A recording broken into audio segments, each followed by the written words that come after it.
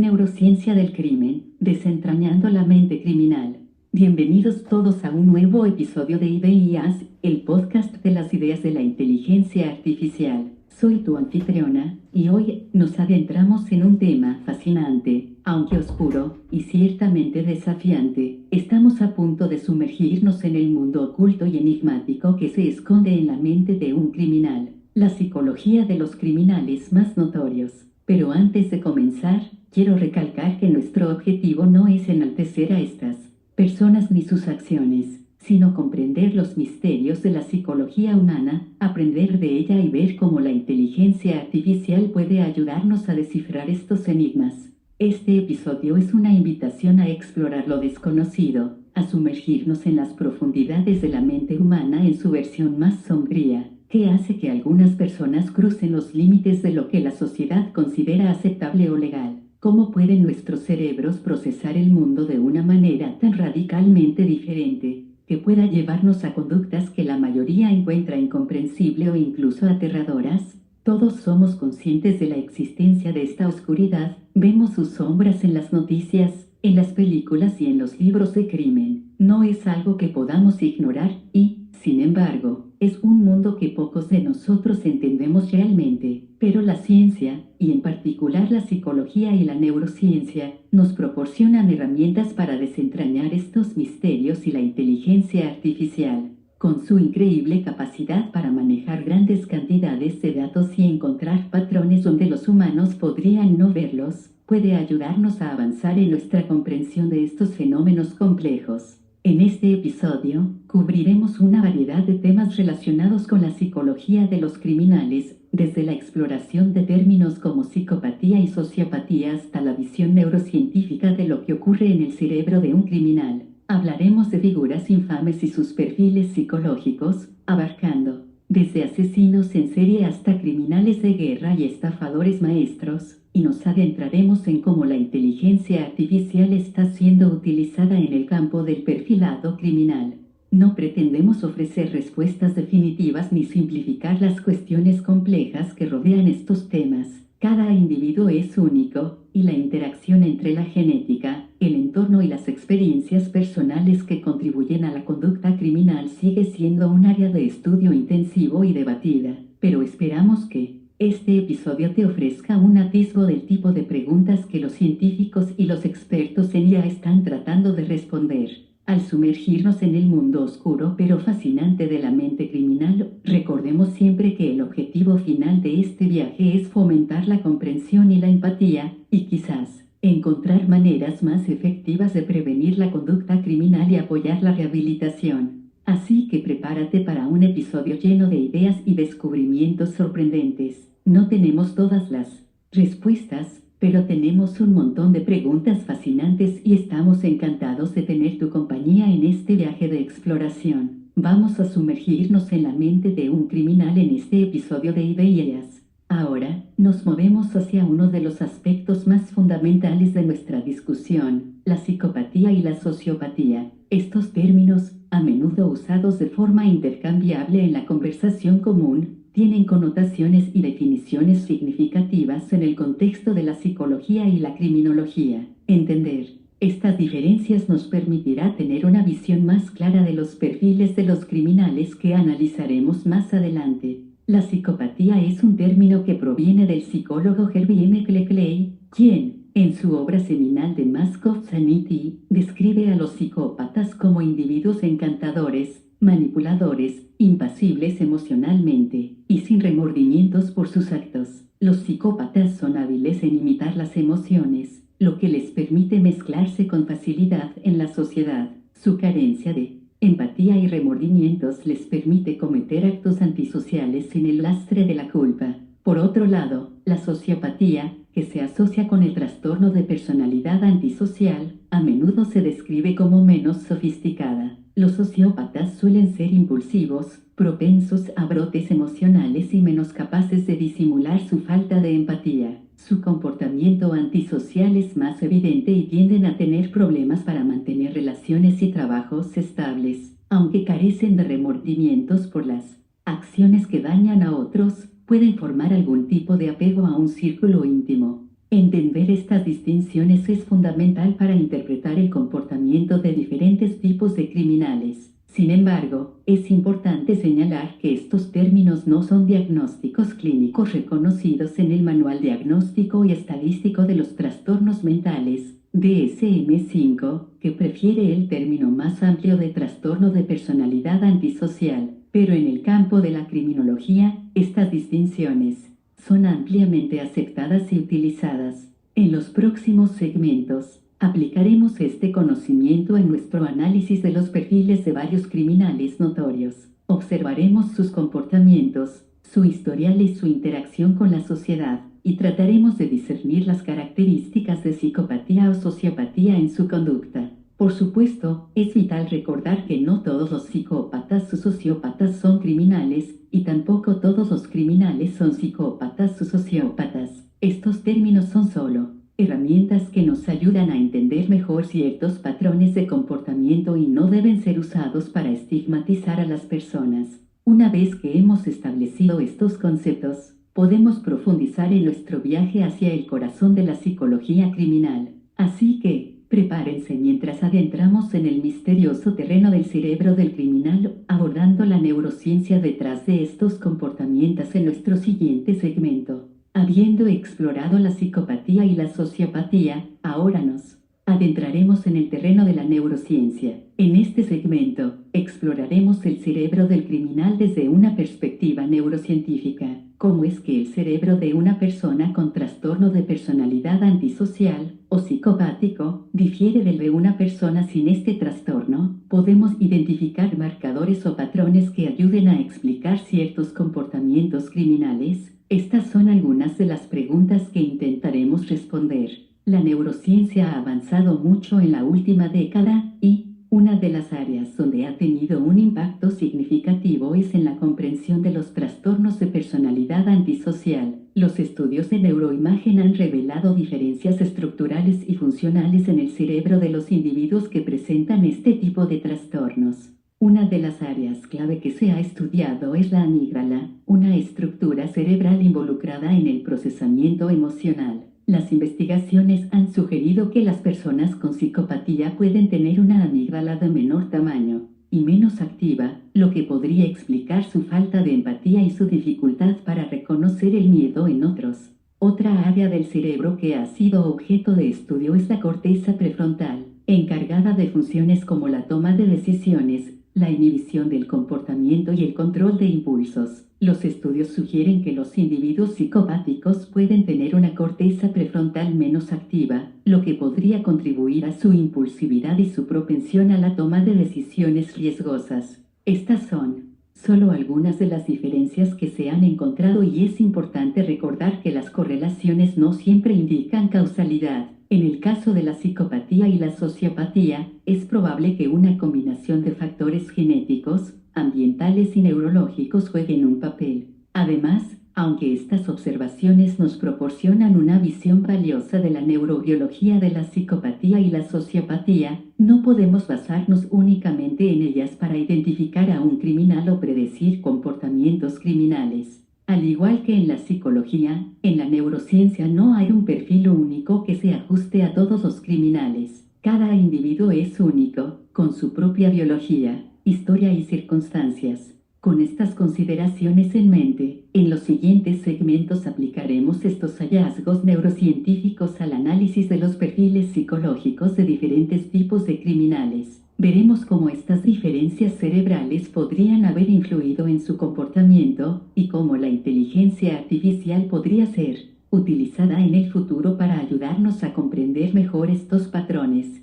Así que, ahora que hemos establecido la base neurológica, adentrémonos en el mundo sombrío y misterioso de los asesinos en serie, los criminales de guerra y los maestros estafadores en nuestros próximos segmentos. Prepárense para un viaje emocionante y revelador a través de las mentes de algunos de los criminales más notorios de la historia. Ahora que hemos establecido los fundamentos neurocientíficos y psicológicos de los trastornos de personalidad antisocial, nos adentraremos en el oscuro mundo de los asesinos en serie, y no hay mejor manera de empezar que analizando el perfil de uno de los más conocidos y estudiados, Ted Bundy. Ted Bundy es uno de los asesinos en serie más infames de la historia. A lo largo de 4 años, desde 1974 hasta 1978, asesinó a al menos 30 mujeres jóvenes y niñas en 7 estados de los Estados Unidos. Pero ¿qué llevó a Ted Bundy a convertirse en un asesino tan despiadado y despiadado? ¿Cómo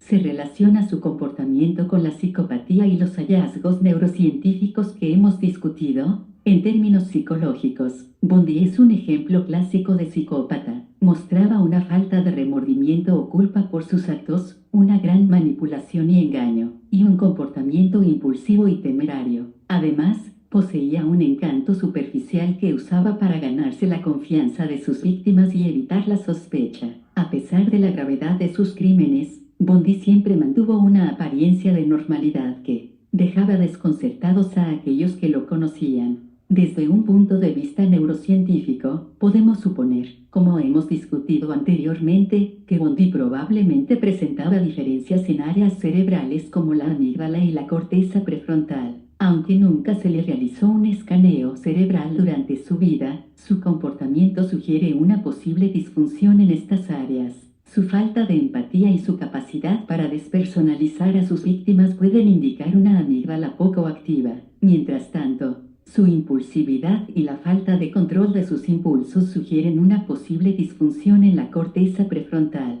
Sin embargo, es fundamental recordar que estas suposiciones son simplificaciones y el comportamiento humano es mucho más complejo que la suma de las partes de su cerebro. Ted Bundy, como todos los criminales, fue producto de una mezcla de factores genéticos, ambientales y personales. Su infancia difícil, su obsesión con la violencia y la pornografía, y su capacidad para evadir a la ley durante tanto tiempo, son solo algunas de las piezas que completan el rompecabezas de su psicología. Ahora bien, el análisis de Bundy no solo nos da una visión de la mente de un asesino en serie, sino que también establece las bases para la discusión de los otros perfiles que exploraremos en los próximos segmentos. En el caso de los criminales de guerra y los estafadores maestros, también veremos patrones de manipulación, falta de empatía y comportamiento impulsivo, aunque manifestados de manera diferente. Y mayúscula. Con la ayuda de la inteligencia artificial, podemos empezar a dibujar conexiones entre estos diferentes tipos de criminales y obtener una visión más completa de la psicología criminal.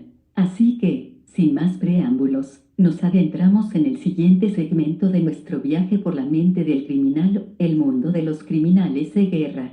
El cambio que experimentamos al pasar de la figura de un asesino en serie a un criminal de guerra es importante. En cierta medida, los criminales de guerra pueden parecer menos individuales que los asesinos en serie en sus motivaciones y acciones, debido a la naturaleza colectiva de la guerra y el contexto político y social en el que se desarrollan sus crímenes. Pero, a pesar de estas diferencias, hay conexiones psicológicas que podemos trazar. En esta ocasión, exploraremos la mente de uno de los criminales de guerra más conocidos de la historia, Adolf Eichmann. Adolf Eichmann, el arquitecto detrás de la logística del Holocausto, es un ejemplo emblemático de un criminal de guerra. A diferencia de Bundy, Eichmann no mostraba signos evidentes de psicopatía, no era impulsivo, ni manipulador en el sentido interpersonal, ni tenía encanto superficial. Entonces, ¿cómo podemos reconciliar su participación en uno de los actos más horrorosos de la humanidad con su aparente normalidad?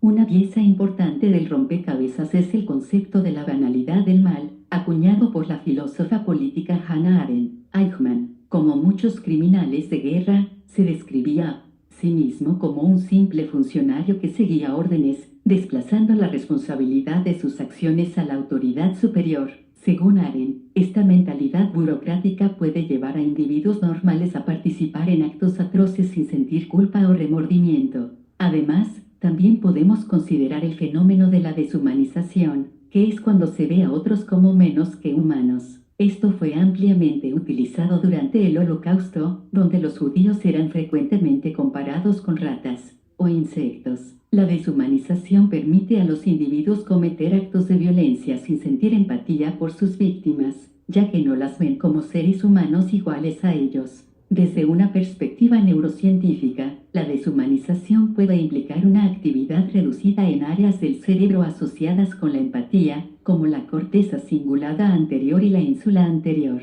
En el caso de Eichmann, no podemos decir con certeza si estas regiones de su cerebro estaban afectadas, ya que nunca se le realizó un análisis cerebral, pero es una posibilidad que podría explicar su falta de empatía hacia sus víctimas. Pero, de nuevo, al igual que con Bondi, es importante recordar que Eichmann no fue solo el producto de su cerebro, sino también de su entorno y circunstancias. Eichmann era parte de una maquinaria burocrática y de una ideología que fomentaba el antisemitismo y la violencia. Su comportamiento refleja no solo su psicología individual, sino también la psicología de masas y la influencia del contexto social y cultural. Tras el análisis de la psicología de un asesino en serie y un criminal de guerra, nuestra próxima parada nos lleva a un tipo de criminal que a primera vista parece muy diferente, el estafador maestro. Aunque sus crímenes pueden parecer menos violentos, su manipulación y engaño pueden causar un daño inmenso. Así que, vamos a sumergirnos en la mente de un estafador en nuestro siguiente segmento. Nuestro siguiente protagonista es una figura criminal de un tipo muy diferente. A diferencia de un asesino en serie o un criminal de guerra, un estafador maestro se enfrenta a sus víctimas con encanto y sofisticación, engañándolas para que le entreguen voluntariamente lo que desea. Este tipo de criminal puede ser intrigante, incluso encantador, y es a menudo difícil de detectar hasta que crímenes incluían hacerse pasar por un piloto de Pan Am, un médico y un abogado, todo antes de cumplir los 21 años. Sus métodos implicaban tanto la manipulación personal directa como el fraude de cheques a gran escala, mostrando una increíble audacia y creatividad. Entonces, ¿qué nos dice esto sobre la psicología de un estafador? En primer lugar, muchos estafadores muestran trazos de psicopatía, en particular la manipulación y la falta de remordimientos. Abagnale, por ejemplo, se aprovechaba de la confianza y la buena voluntad de otros para lograr sus fines, sin mostrar remordimiento por el daño que causaba. Además, los estafadores a menudo tienen habilidades sobresalientes de lectura social, lo que les permite engañar a los demás con eficacia. Son expertos en leer a las personas, en comprender sus deseos y miedos, y en adaptar su comportamiento para ganar su confianza. Abagnale era particularmente hábil en esto, adaptándose a una variedad de roles y engañando a las personas para que creyeran en sus disfraces.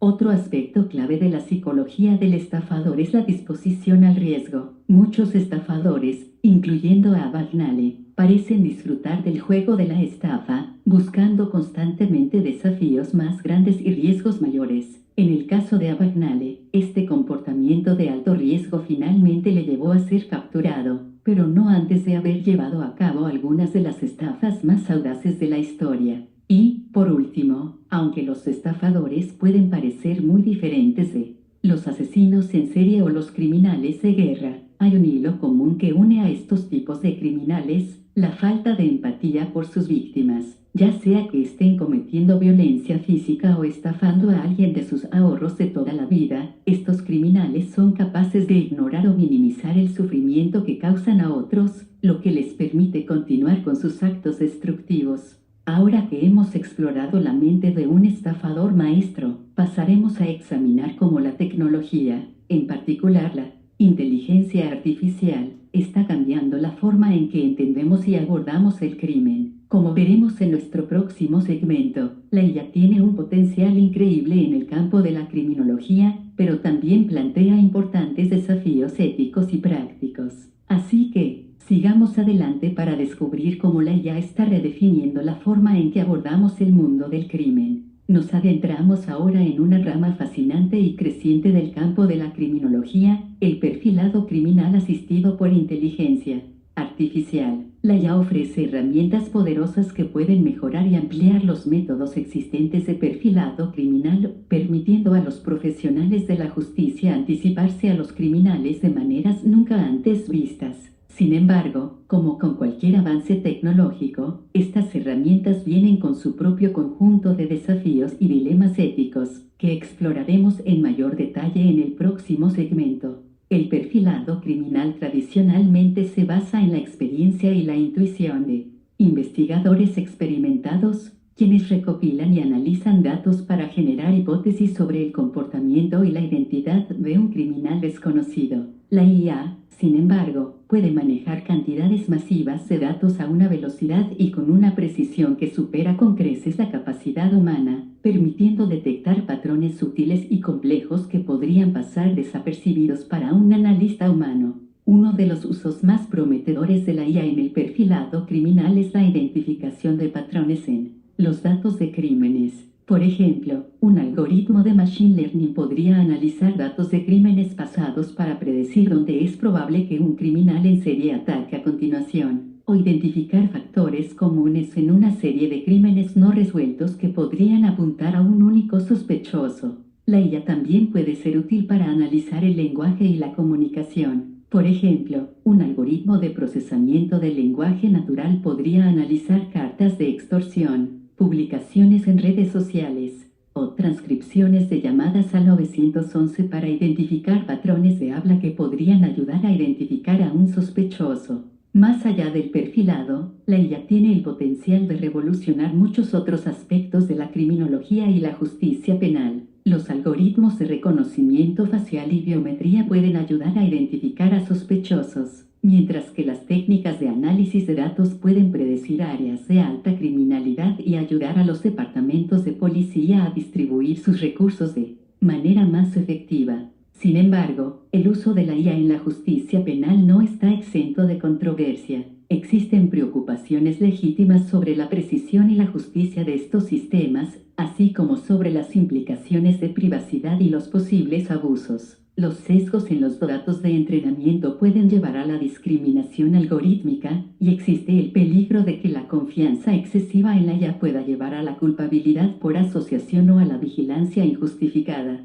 Mientras navegamos por estas aguas turbulentas, es crucial que tengamos en cuenta las implicaciones éticas de estas poderosas herramientas. La IA tiene un potencial enorme para ayudar en la lucha contra el crimen, pero debemos asegurarnos de que estos avances no se hagan a expensas de nuestras libertades civiles y nuestros principios de justicia. Con esto en mente, en nuestro próximo segmento nos sumergiremos en el fascinante y complejo debate ético que rodea el uso de la inteligencia artificial y la neurociencia en la predicción del comportamiento criminal. Acompáñanos mientras exploramos las preguntas de la predicción versus la predestinación, y reflexionamos sobre cómo podemos equilibrar la promesa y el peligro en esta nueva frontera de la criminología. Como habíamos mencionado en el segmento anterior, la creciente utilización de la inteligencia artificial en el campo de la criminología nos lleva a un vasto mar de dilemas éticos. En este segmento, nos adentraremos en uno de los más profundos y perturbadores, la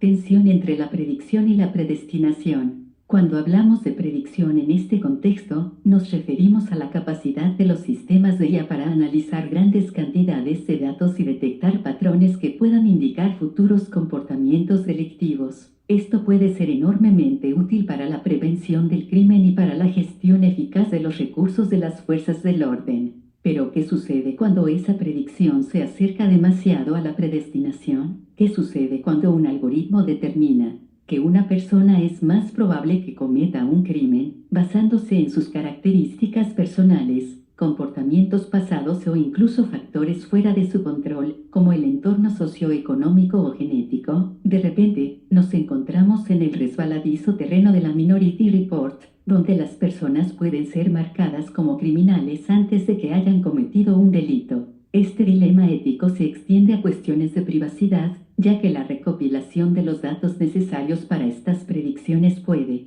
requerir una intrusión significativa en la vida privada de las personas. Además, existe el riesgo de que los algoritmos reproduzcan y amplifiquen los sesgos existentes en la sociedad, lo que podría llevar a la discriminación y la estigmatización. Sin embargo, si manejamos estos desafíos éticos con cuidado, la IA tiene el potencial de ayudarnos a desarrollar enfoques más informados y efectivos para el tratamiento de los criminales. Esto nos lleva a nuestra próxima discusión sobre la rehabilitación versus el castigo. En el próximo segmento, exploraremos cómo nuestro creciente entendimiento de la psicología criminal, potenciado por la podría influir en cómo la sociedad elige tratar a los criminales. ¿Deberíamos centrarnos en castigar a los delincuentes por sus actos, o en rehabilitarlos y ayudarles a reformarse? ¿Y cómo podríamos utilizar la IA para apoyar estos esfuerzos? Estas preguntas, aunque desafiantes, son esenciales para garantizar que nuestro sistema de justicia evolucione en línea con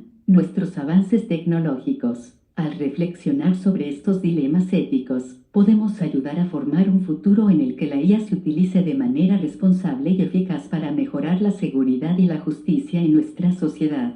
Ahora que hemos examinado la compleja relación entre la inteligencia artificial, la ética y la predicción de comportamientos criminales, vamos a adentrarnos en un tema igualmente fascinante y esencial: cómo la sociedad debe tratar a aquellos que han cometido actos delictivos. En concreto, vamos a explorar el eterno debate entre rehabilitación y castigo. La primera visión, la del castigo, puede parecer más inmediata y visceral. Se basa en la idea de que aquellos que han cometido delitos deben ser castigados de alguna manera, tanto para disuadirlos de repetir sus acciones como para disuadir a otros de seguir el mismo camino. Es una respuesta que, sin duda, satisface una sensación primitiva de justicia y equidad. Aquellos que hacen el mal deben sufrir consecuencias. Sin embargo, si exploramos más allá, surgen preguntas difíciles. ¿Cuánto castigo es suficiente? ¿Existe un punto en el que el castigo se convierte más en venganza que en justicia? ¿Y qué sucede si el castigo no logra prevenir futuros delitos, como sucede en muchos casos de reincidencia? Ahí es donde entra en juego el concepto de rehabilitación. Este enfoque sugiere que, en lugar de simplemente castigar a los delincuentes, deberíamos tratar de ayudarles a cambiar y mejorar. La rehabilitación se centra en entender las causas subyacentes del comportamiento delictivo y trabajar para abordar estos problemas. Podría implicar terapia, educación, formación laboral y otras formas de apoyo. La meta final es que los delincuentes se reintegren a la sociedad como ciudadanos productivos y respetuosos de la ley. La rehabilitación, sin embargo, no está exenta de críticas. Puede ser visto como una forma de ser demasiado indulgente con los delincuentes. ¿Está la sociedad dispuesta a invertir recursos en la rehabilitación, en lugar de en el castigo? Y, quizás lo más importante, ¿puede cada criminal ser rehabilitado? Estas son preguntas difíciles, y no hay respuestas fáciles. Lo que es indudable es que cada enfoque tiene sus méritos y sus desafíos. Lo que también es claro es que la inteligencia artificial y nuestra creciente comprensión de la psicología criminal pueden desempeñar un papel importante en esta discusión. Por ejemplo, la IA podría usarse para evaluar la probabilidad de reincidencia y para diseñar programas de rehabilitación personalizados que aborden las necesidades específicas de cada delincuente. Al mismo tiempo, los avances en nuestra comprensión de la psicología y la neurología criminal podrían ayudarnos a entender mejor qué tipos de delincuentes son más propensos a beneficiarse de la rehabilitación y cuáles requieren un enfoque más centrado en el castigo. Mientras seguimos adentrándonos en estas reflexiones, cabe recordar que el objetivo final de cualquier sistema de justicia debe ser la protección de la sociedad y la promoción de una convivencia pacífica y justa, ya sea a través del castigo, la rehabilitación o una combinación de ambos. La clave será siempre buscar un equilibrio que respete los derechos y la dignidad de todos los individuos. En el próximo y último segmento de nuestro episodio, reflexionaremos sobre todo lo que hemos aprendido. Recogeremos los puntos clave de la discusión y proporcionaremos recursos adicionales para aquellos interesados en profundizar más en la fascinante psicología de los criminales notorios. Llegamos ahora al cierre de este episodio profundamente cautivador y, en muchos sentidos, desafiante. Hemos emprendido un viaje fascinante para entender la mente de criminales notorios desde diferentes perspectivas: la psicología, la neurociencia, la ética y la tecnología, en especial la inteligencia artificial. Hemos desentrañado la diferencia entre psicopatía y sociopatía, hemos explorado los hallazgos neurocientíficos que nos revelan las diferencias cerebrales de las personas con trastornos de personalidad antisocial. Hemos profundizado en la psicología de asesinos seriales, criminales de guerra y estafadores maestros. examinando cómo sus perfiles psicológicos se traducen en comportamientos que, para muchos de nosotros, son incomprensibles. Discutimos también el importante papel que la inteligencia artificial está desempeñando en el campo de la criminología, en particular en el perfilado criminal, y cómo, a pesar de sus promesas, plantea dilemas éticos complejos que debemos considerar seriamente. Reflexionamos sobre el eterno debate entre rehabilitación y castigo, explorando las fortalezas y las debilidades de ambos enfoques en la lucha contra la delincuencia.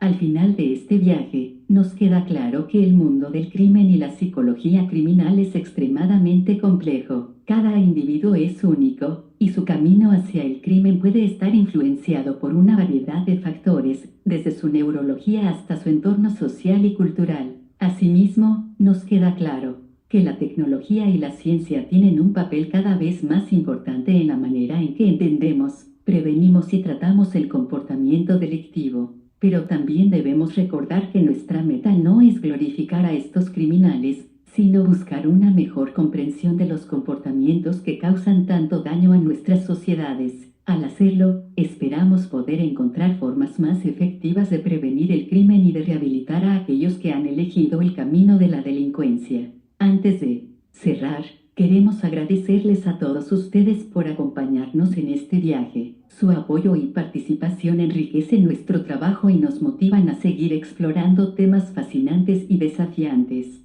Si encuentran valor en nuestro contenido y desean apoyar nuestro esfuerzo por hacer accesibles las ideas más intrigantes y revolucionarias en el campo de la inteligencia artificial, consideren respaldarnos en Patreon. Su apoyo nos ayudará a continuar produciendo este contenido de alta calidad y a seguir avanzando en nuestras exploraciones. También les invitamos a suscribirse a nuestro canal de YouTube y seguirnos en Spotify y en todas las demás plataformas de podcasts para no perderse ningún episodio futuro de Ideas. Cada suscripción, cada comentario, cada recomendación nos ayuda a hacer crecer este espacio de reflexión y descubrimiento. De nuevo, muchas gracias por su tiempo y por su interés en las ideas en el corazón de la inteligencia artificial. Esperamos que se unan a nosotros en nuestro próximo episodio, donde seguiremos explorando las intersecciones entre la tecnología, la ciencia y nuestra sociedad. Hasta la próxima, sigan cuestionando, sigan descubriendo y, lo más importante, sigan alimentando su curiosidad. Nos escuchamos en el próximo episodio de Ideas. Hasta luego.